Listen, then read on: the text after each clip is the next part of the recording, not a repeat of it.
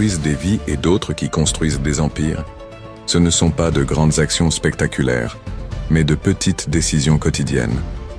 Aujourd'hui, on va plonger au cœur de ce qui sépare ceux qui stagnent de ceux qui réussissent.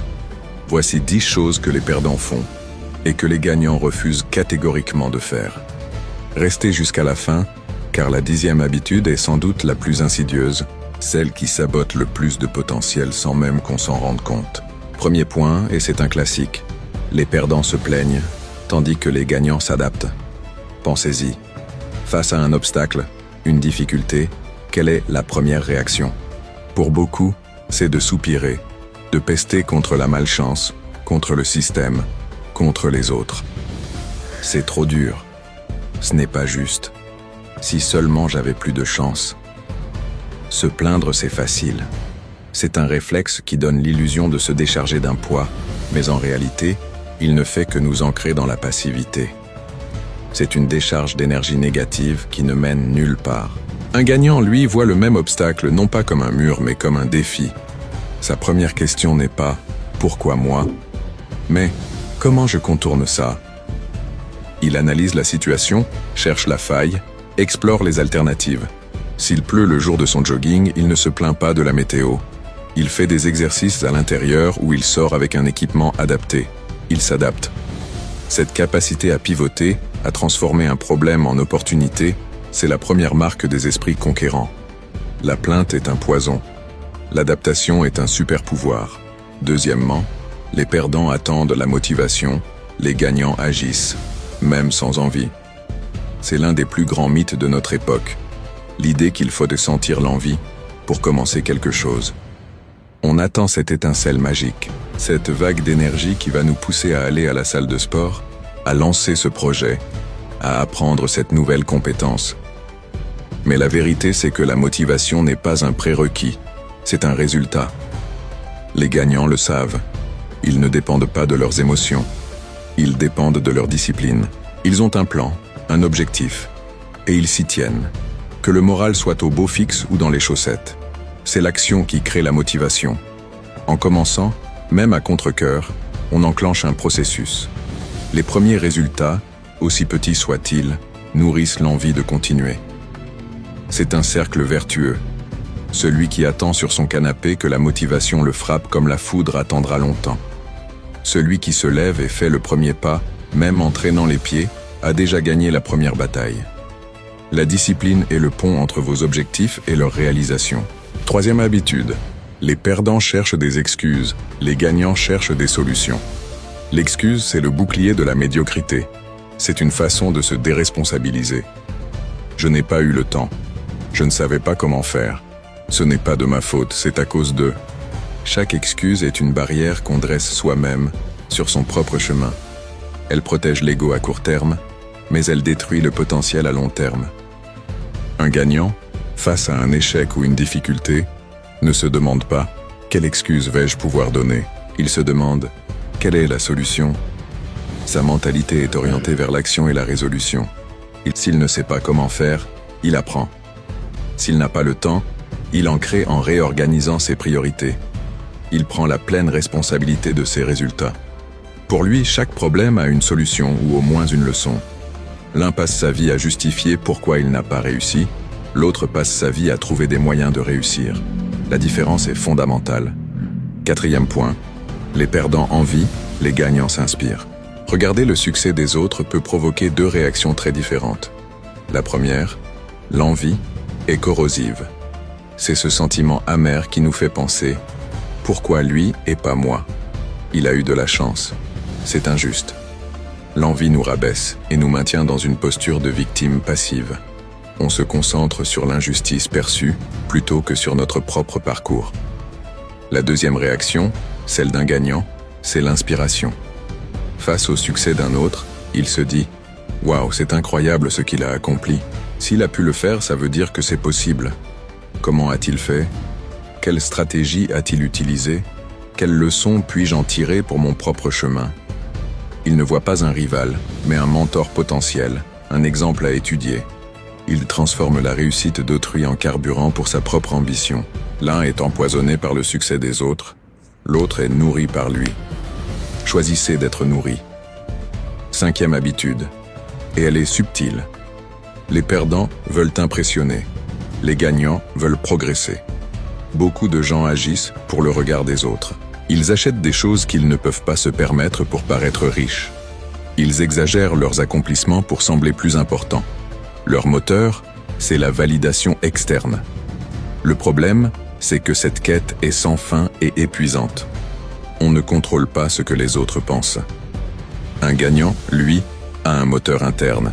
Son objectif n'est pas d'impressionner les voisins, mais de devenir une meilleure version de lui-même. Il est en compétition avec la personne qu'il était hier. Chaque livre lu, chaque compétence acquise, chaque échec surmonté est une victoire personnelle, qu'elle soit visible ou non. Il se concentre sur le processus, sur l'amélioration continue. Le paradoxe, c'est qu'en se concentrant sur le progrès authentique, il finit par impressionner les autres naturellement, sans même l'avoir cherché. Ne jouez pas le jeu des apparences, jouez le jeu du progrès. Sixièmement, les perdants abandonnent après l'échec, les gagnants apprennent et reviennent plus forts. L'échec est inévitable sur le chemin du succès. C'est un fait. La différence cruciale réside dans la réaction à cet échec. Pour un perdant, l'échec est une confirmation de son incompétence. C'est un stop, un cul-de-sac. Il se dit « je suis nul, je n'y arriverai jamais » et il abandonne. L'histoire s'arrête là. Pour un gagnant, l'échec est une information. C'est un feedback précieux. Il se plante, il analyse pourquoi, il ajuste sa stratégie et il réessaye. Chaque échec n'est pas la fin du jeu, c'est une étape du processus d'apprentissage. Thomas Edison n'a pas échoué 10 000 fois avant d'inventer l'ampoule. Il a trouvé 10 000 façons de ne pas la faire. C'est cette résilience, cette capacité à transformer une défaite en leçon, qui forge les grands destins. L'échec ne vous définit que si vous le laissez être le dernier mot. Septième point, les perdants doutent de tout, les gagnants croient en eux, même seuls. Le doute est un assassin de rêve. Et si je n'étais pas assez bon?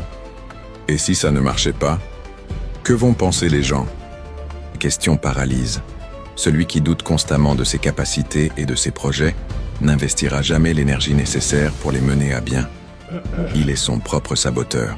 Un gagnant, au contraire, cultive une foi inébranlable en sa vision et en sa capacité à la réaliser.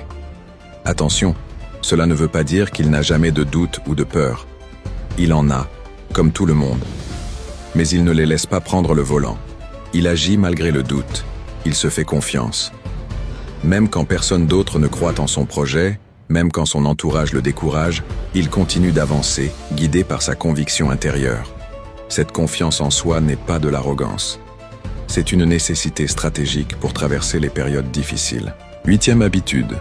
Les perdants perdent du temps. Les gagnants respectent chaque minute. Le temps est la ressource la plus démocratique et la plus précieuse que nous ayons. On a tous 24 heures dans une journée.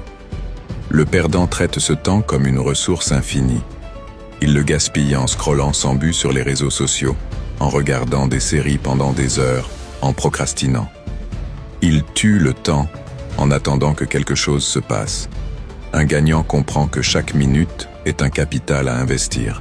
Il ne tue pas le temps, il le fait travailler pour lui. Son temps est organisé, planifié. Il sait distinguer l'urgent de l'important. Il consacre des blocs de temps à ses objectifs prioritaires. Il comprend que le temps passé à apprendre, à construire, à s'améliorer, est un investissement qui rapportera des dividendes toute sa vie. La différence entre le succès et l'échec se mesure souvent en heures, en minutes, investies intelligemment jour après jour. Neuvième point. Les perdants parlent trop, les gagnants agissent en silence. Combien de personnes connaissez-vous qui ont des idées géniales, qui refont le monde à chaque conversation mais dont la vie reste inchangée? Parler de ces projets peut procurer une satisfaction immédiate, une sorte de validation sociale qui donne l'illusion d'avoir déjà accompli quelque chose. C'est un piège. Le perdant passe son temps à annoncer ce qu'il va faire. Le gagnant, lui, le fait. Il comprend que l'énergie dépensée à parler est une énergie qui n'est pas investie dans l'action.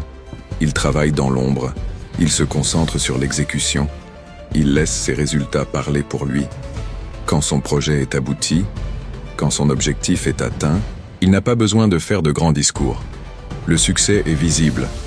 L'un fait du bruit, l'autre a de l'impact. Choisissez d'avoir de l'impact. Et enfin, la 10e habitude, la plus sournoise.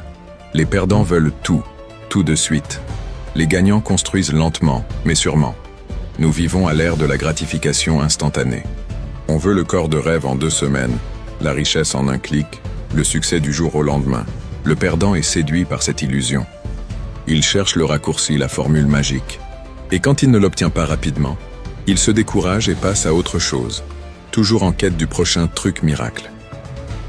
Un gagnant a une vision à long terme. Il sait que tout ce qui a de la valeur se construit avec du temps, de la patience et de la persévérance. Il voit sa vie non pas comme un sprint, mais comme un marathon. Il pose une brique chaque jour, même si elle semble insignifiante. Il sait que c'est la somme de ces petites actions quotidiennes, répétées sur des mois et des années, qui bâtit les cathédrales. Il n'est pas pressé, il est constant. La patience n'est pas la capacité d'attendre, mais la capacité de garder une bonne attitude tout en travaillant dur pour ce en quoi l'on croit. Alors, voilà le tableau. D'un côté, la plainte, l'attente, les excuses, l'envie, le besoin d'impressionner, l'abandon, le doute, le temps perdu, les paroles en l'air et l'impatience.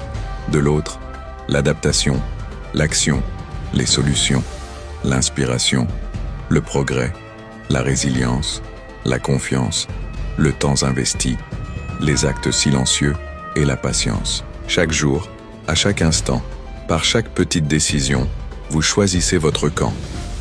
Ce n'est pas une question de chance ni de talent inné, c'est une question d'habitude. Vous pouvez continuer à rêver d'une autre vie, affalé sur votre canapé, où vous pouvez vous lever et commencer à poser la première brique de la vie que vous voulez construire. Le choix vous appartient. Merci d'avoir regardé cette vidéo jusqu'au bout. Si elle vous a parlé, si elle a allumé une étincelle en vous, montrez-le avec un pouce bleu. Partagez